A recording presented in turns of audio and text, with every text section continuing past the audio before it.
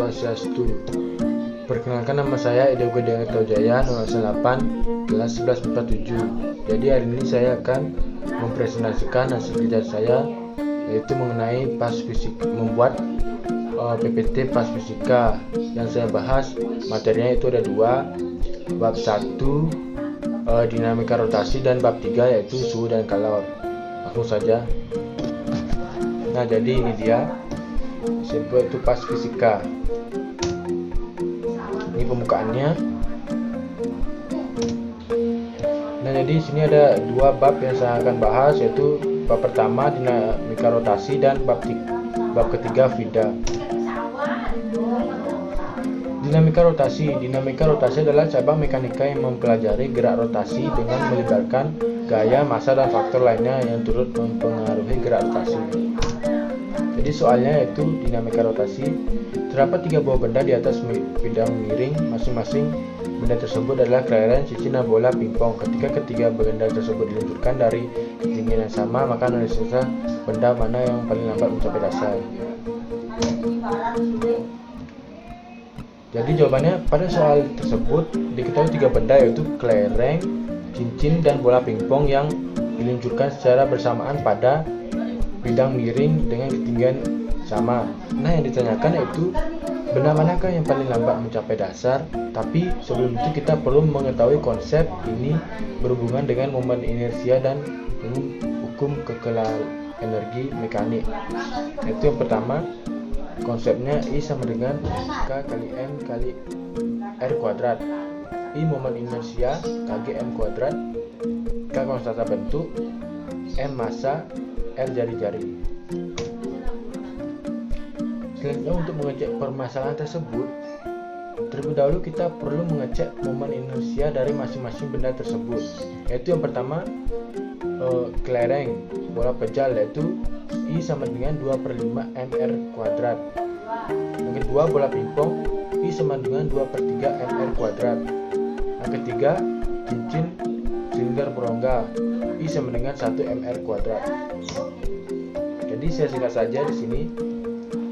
Karena kecepatan benda-benda itu berbanding terbalik terhadap momen inersia, maka benda yang memiliki kecepatan yang paling besar yaitu di setiap titik adalah yaitu bola pejal atau kelereng. Sedangkan benda yang memiliki kecepatan yang paling kecil yaitu di setiap titik adalah benda yang momen inersia yang paling kecil yaitu cincin. Kesimpulannya itu, apabila kalian ingin membandingkan antara satu benda dengan benda lainnya dalam bidang miring, kalian harus mencari atau mengetahui momen inersia terlebih dahulu. Kita lanjut yaitu ke vida.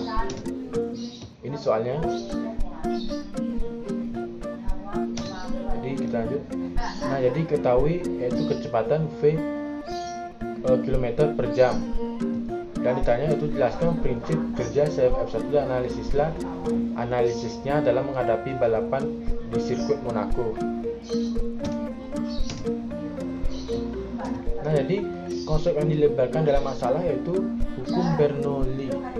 Hukum Bernoulli adalah jumlah tekanan energi kinetik tiap volume dan energi potensial tiap volume di setiap titik sepanjang aliran fluida adalah sama. Logika penjelasan masalahnya adalah yang pertama, menganalisa sumber-sumber terpercaya. Yang kedua, menggunakan konsep yang melibatkan dalam masalah yaitu hukum Bernoulli. Penyelesaian masalah yaitu ada 3 prinsip kerja CFF1. Yang pertama, membuat terciptanya gaya ke bawah. Yang kedua, menciptakan perbedaan dalam tekanan. Dan yang ketiga, menghasilkan daya tekanan yang kuat. Analisa dalam menghadapi balapan di sirkuit Monaco. Sirkuit di Monaco adalah sirkuit jalanan yang diletakkan di jalan-jalan kota Monte Carlo dan La Condamine di sekitar pelabuhan kerajaan Monaco. Analisa dalam menghadapi balapan sirkuit Monaco yaitu walaupun dengan lintasan yang sempit dan tikungan yang keras dengan sayap depan mobil F1 sehingga membuat gaya tekan ke bawah agar dapat melaju dengan kecepatan tinggi semaksimal mungkin.